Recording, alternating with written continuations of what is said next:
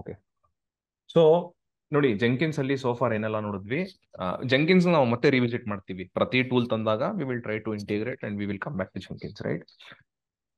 Rolls and responsibilities. ಒಂದು ಕಂಪನೀಸಿಗೆ ಹೇಗೆ ಜೆಂಕಿನ್ಸ್ ಹೆಲ್ಪ್ ಮಾಡ್ತದೆ ಅಂತ ನೋಡೋದಾದ್ರೆ, see most of the companies are software companies in the market. ಎಲ್ಲಿ ಕ್ಲೌಡು, ಡೆವಾಪ್ಸು ಇದೆಲ್ಲ ಜಾಬ್ಸ್ ತುಂಬಾ ಇದೆ. These are all software companies. ಅವ್ರೇನ್ ಮಾಡ್ತಾ ಇದ್ದಾರೆ, ಸಾಫ್ಟ್ವೇರ್ನ ಬಿಲ್ಡ್ ಮಾಡಿ ಅವ್ರ ಕ್ಲೌಡ್ ಇನ್ಫ್ರಾಸ್ಟ್ರಕ್ಚರ್ ಅಲ್ಲಿ ಹೋಸ್ಟ್ ಮಾಡ್ತಾ ಇದ್ದಾರೆ ಈ ತರ, right? They are building software, ಅದನ್ನ ಅವ್ರ ಕ್ಲೌಡ್ ಎನ್ವೈರ್ಮೆಂಟ್ ಅಲ್ಲಿ ಹೋಸ್ಟ್ ಮಾಡ್ತಾ ಇದ್ದಾರೆ. ಅಲ್ಲಿ ನೀವು ಅಕೌಂಟ್ ಕ್ರಿಯೇಟ್ ಮಾಡಿಕೊಂಡು ಅದನ್ನ ಯೂಸ್ ಮಾಡಬಹುದು. Most common example is LinkedIn. Assume this is a LinkedIn life cycle. LinkedIn ಅವರು ಕೋಡ್ ಬರೆದು ಅದನ್ನ ಜೆನ್ಕಿನ್ಸ್ ತಂದು ಟ್ರಾನ್ಸ್ಲೇಟ್ ಮಾಡಿ, ಟೆಸ್ಟ್ ಮಾಡಿ, ಪ್ಯಾಕೇಜ್ ಮಾಡಿ, ಅವ್ರದೇ ಕ್ಲೌಡ್ ಪ್ಲಾಟ್ಫಾರ್ಮ್ ಅಲ್ಲಿ ಅದನ್ನ ಹೋಸ್ಟ್ ಮಾಡಿದ್ದಾರೆ. ನೀವೆಲ್ಲ ಲಿಂಕ್ಡ್ಇನ್ ಅಕೌಂಟ್ ಕ್ರಿಯೇಟ್ ಮಾಡಿದ್ದೀರಾ ಅಂತ ಅಸ್ಯೂಮ್ ಮಾಡ್ಕೊಳ್ತೀನಿ. ಈಗ ನಿಮಗೆ linkedin.com ಹೋಗ್ತೀರಾ, ಅದು ಓಪನ್ ಆಗ್ತಾ ಇಲ್ಲ. What will you do?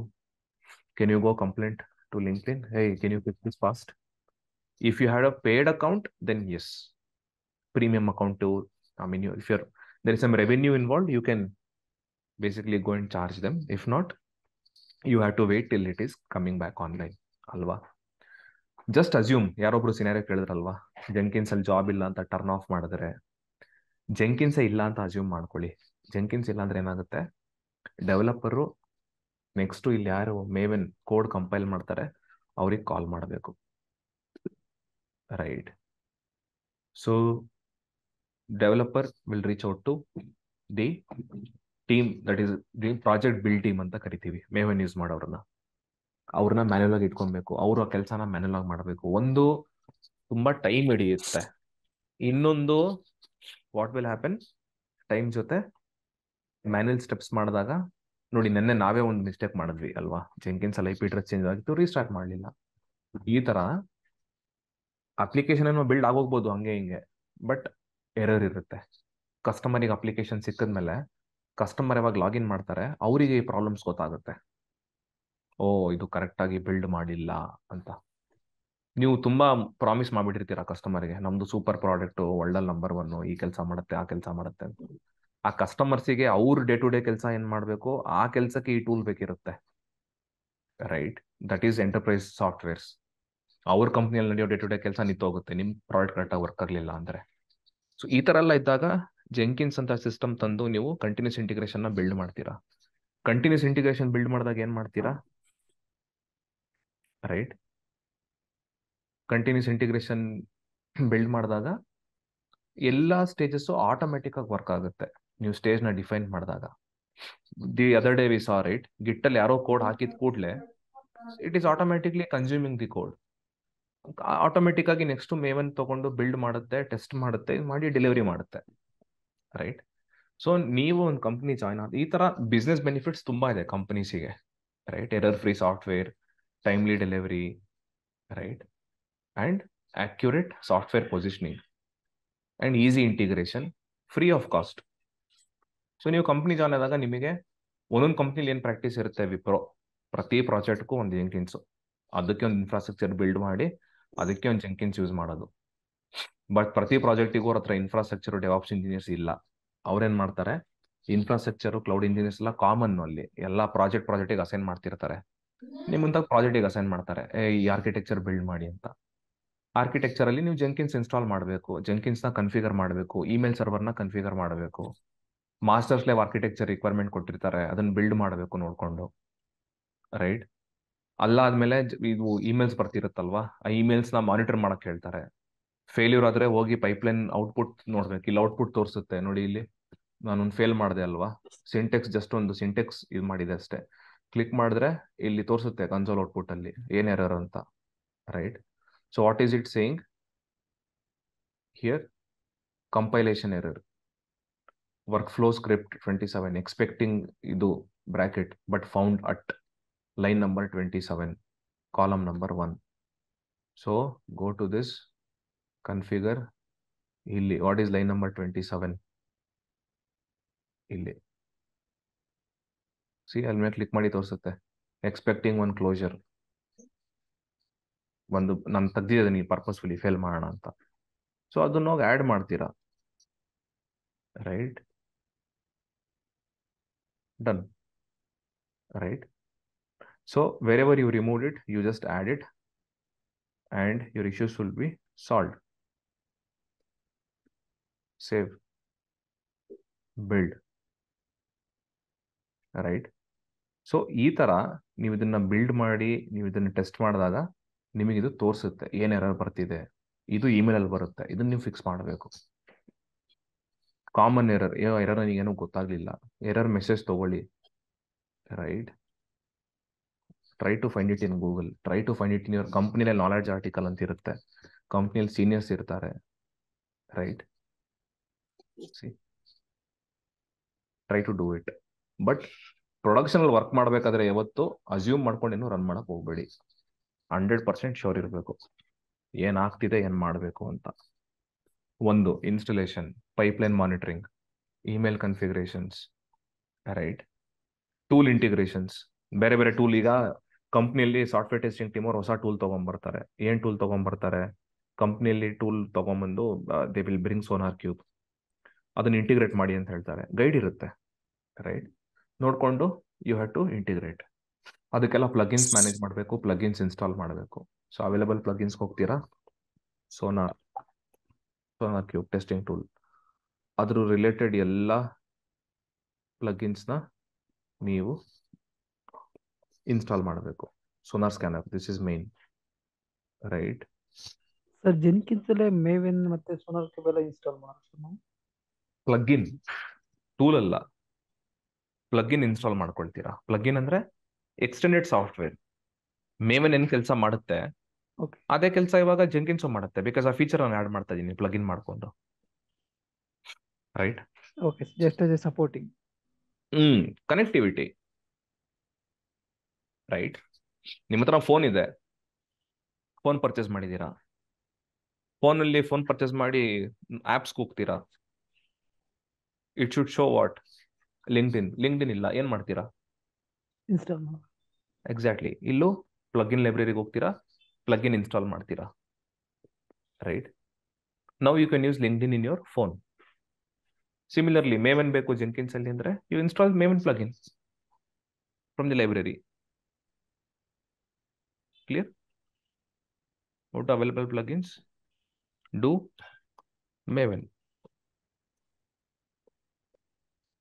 Maven integration, install. Now go to dashboard, new item, ಇನ್ನು ಇನ್ಸ್ಟಾಲ್ ಆಗಿಲ್ಲ, ನ್ಯೂ ಐಟಮ್ ಆಗಿಲ್ಲ. ಮ್ಯಾನೇಜ್ ಜೆನ್ಕಿನ್ಸ್,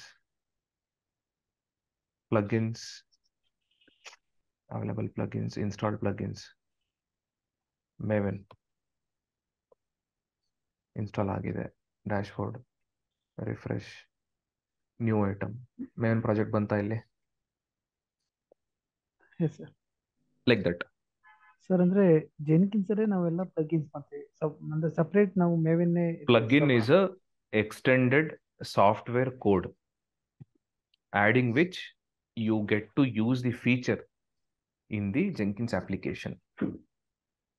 ಬಟ್ ಒಂದೇ ಸರ್ವರ್ ಅಲ್ಲಿ ಒಂದೇ EC2 ಅಲ್ಲಿ ಎಲ್ಲ ಟೂಲ್ಸ್ ನಾವು ಇನ್ಸ್ಟಾಲ್ ಮಾಡಲ್ಲ, ಯಾಕಂದ್ರೆ ಸಿಂಗಲ್ ಪಾಯಿಂಟ್ ಆಫ್ ಫೇಲಿಯರ್ ಆಗ್ಬಿಡುತ್ತಲ್ವಾ. ಒಂದು ಫೇಲ್ ಆದ್ರೆ ಬೇರೆ ಎಲ್ಲ ಫೇಲ್ ಆಗೋಗುತ್ತೆ. That's why.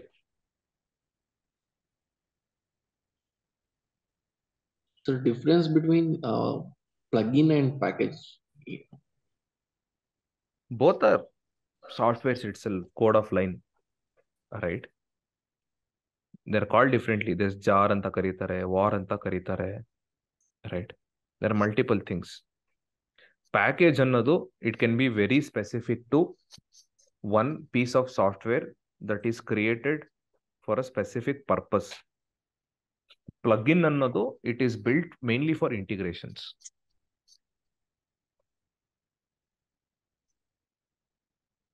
Okay, sir. Okay.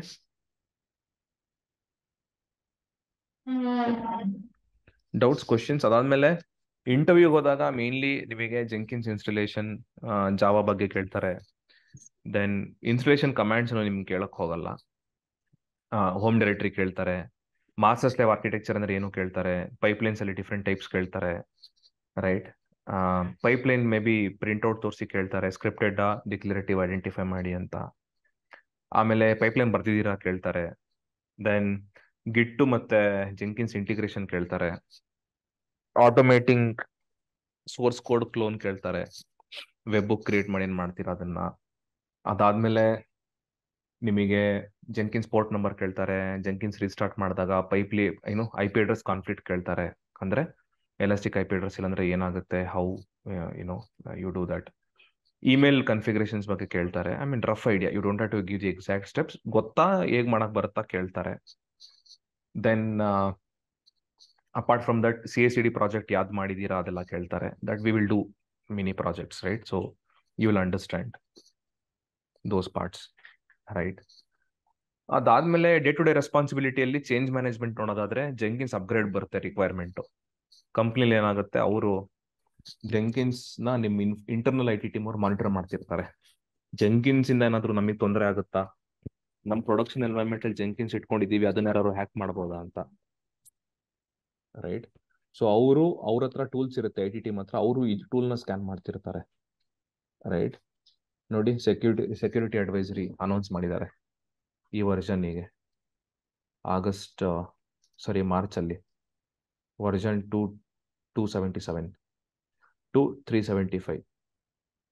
It does not escape the Jenkins version plugin.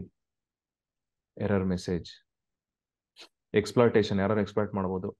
Manipulated plugin, ಈ ತರ ಪ್ಲಗಿನ್ ಕೊಟ್ಟಿದ್ದಾರೆ. ಅದನ್ನ ನೀವು ಅಪ್ಗ್ರೇಡ್ ಮಾಡಬೇಕು ಅಂತ, ರೈಟ್. ಸೊಲ್ಯೂಷನ್ ಕೊಟ್ಟಿರ್ತಾರೆ, ಅದನ್ನ ತಗೊಂಡು ನೀವು ಅಪ್ಗ್ರೇಡ್ ಮಾಡಬೇಕಾಗುತ್ತೆ. That is another work. Clear guys? Sir, open source prone to plug like for security risk. Everything, not only open source, even paid applications are prone to risk unless you make sure that the security around it is configured properly. ಆಯ್ತಾ? ಯಾವುದೇ technology ಆಗಲಿ, ಸೆಕ್ಯೂರಿಟಿನ configure ಮಾಡೋದು, ಸೆಕ್ಯೂರಿಟಿನ setup ಮಾಡ್ಕೊಳ್ಳೋದು ನಿಮ್ responsibility ಆಗಿರುತ್ತೆ, right. Correct port numbers ನ ಮಾಡೋದು, unauthorised ಯೂಸರ್ಸ್ಗೆ access ಕೊಡದೇ ಇರೋದು, ರೋಲ್ಸ್ ನ ಮ್ಯಾನೇಜ್ ಮಾಡೋದು. ಸೊ ಜೆಂಕಿನ್ಸ್ ಅಲ್ಲಿ ಇನ್ನೊಂದಿದೆ ಅಲ್ವಾ. So if you go here, dashboard, manage Jenkins, right? You have users. So nodi, create user. So I will just get Vishwa, username, password. Then I will give confirm password. I will give full name, right? Then vishwa@devops.com. Create user. So 1 second. Right. ಈ ತರ users ನ create ಮಾಡ್ತೀರಾ ಹೊಸ project ಯಾರು ಬಂದಾಗ. So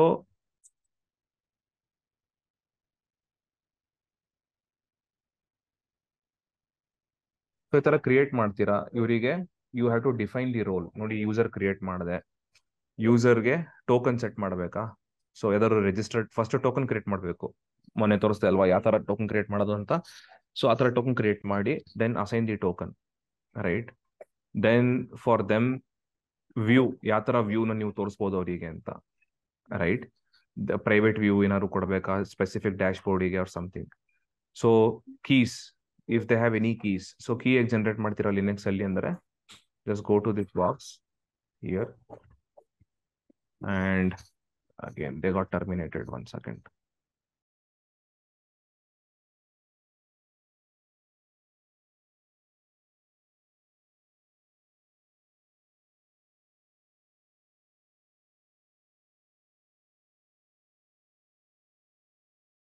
So ನೋಡಿ ಇಲ್ಲಿ I have logged into the server ಅಲ್ಲಿ I am currently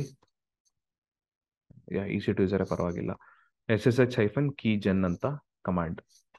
okay, when you hit enter, ಇದು ಕೇಳುತ್ತೆ ಈ ಲೊಕೇಶನ್ ಅಲ್ಲಿ ಕೀನ ಸೇವ್ ಮಾಡ್ಲಾ ಅಂತ. Say yes, enter.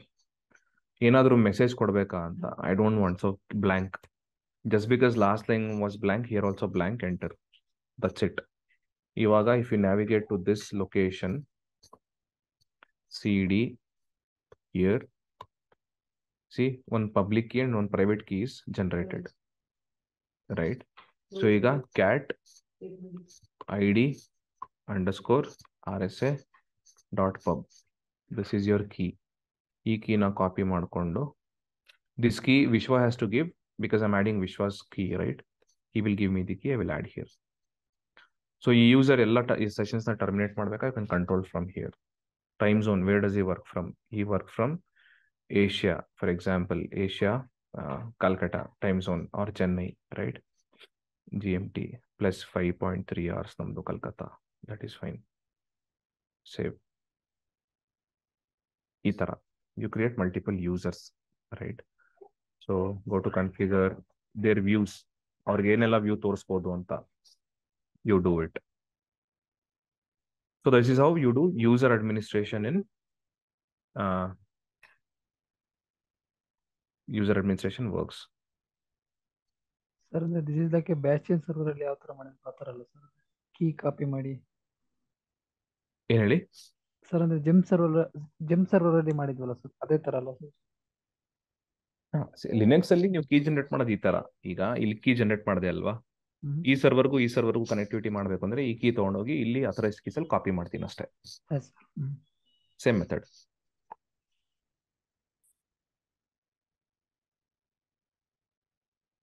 Clear guys? Any other doubts, questions?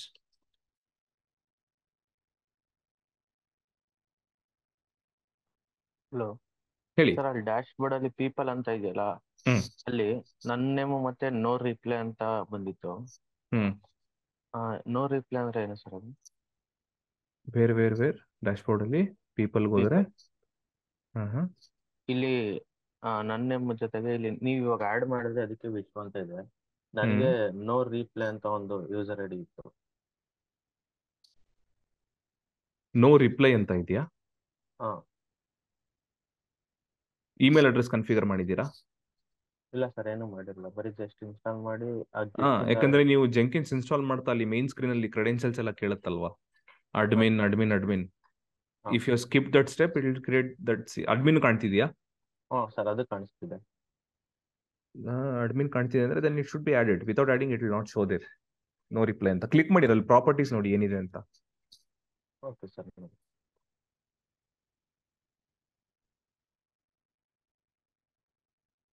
Sir ಒಂದು ಸಿನಾರಿಯೋ ಇದೆ ಸರ್. ಜೆನ್ಕಿನ್ ಇನ್ಸ್ಟಾಲ್ ಮಾಡಿದೀವಿ, ಮತ್ತೆ ಜೆನ್ಕಿನ್ UI ಹೋಗಿ ನಾವು ಪಾಸ್ವರ್ಡ್ ಮತ್ತೆ ಯೂಸರ್ ನೇಮ್ ಚೇಂಜ್ ಮಾಡಿದ್ವಿ ಸರ್. ಪಾಸ್ವರ್ಡ್ ಚೇಂಜ್ ಮಾಡಿದೆ ಜೆನ್ಕಿನ್ಸ್ಗೆ ಸರ್. ಅಂದ್ರೆ ಜೆನ್ಕಿನ್ಸ್ ನ EC2 ನಲ್ಲಿ ಇನ್ಸ್ಟಾಲ್ ಮಾಡಿ ಜೆನ್ಕಿನ್ ಮತ್ತೆ UI ಅಲ್ಲಿ ಮತ್ತೆ ಹೋಗಿ ಅಲ್ಲಿ ಲಾಗಿನ್ ಆಗಿ ಅಲ್ಲಿ ಪಾಸ್ವರ್ಡ್ ಚೇಂಜ್ ಮಾಡಿ ಸರ್. ಅಂದ್ರೆ ಅಡ್ಮಿನ್ ಹೋಗಿ ಅಲ್ಲಿ ಪಾಸ್ವರ್ಡ್ ಚೇಂಜ್. ಅಡ್ಮಿನ್ ಹೋಗಿ ಪಾಸ್ವರ್ಡ್ ಚೇಂಜ್ ಇಲ್ಲಿ ಹೇಳ್ತಿದ್ದೀರಾ? ಮ್ಯಾನೇಜ್ ಜೆನ್ಕಿನ್ಸ್ ಹೋಗ್ತೀರಾ, then you go to credentials ಇಲ್ಲಿ. Yes sir. ಸರ್ ಅಲ್ಲಿ ಹೋಗಿ ಪಾಸ್ವರ್ಡ್ ನಾವು ಚೇಂಜ್ ಮಾಡಿದ್ವಿ ಸರ್. ಪಾಸ್ವರ್ಡ್ ನಿಮಗೆ ಚೇಂಜ್ ಮಾಡಕ್ ಆಗಲ್ಲ sir. yesterday I changed the password here. So somewhere I not remember. ಅದೇ see, this is system. You go here, global credentials, add credentials, and here is where you add credentials.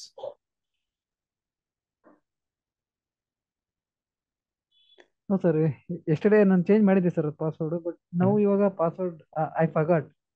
Work ಆಗಲ್ಲ. You have to change it in the actual configuration file of Jenkins.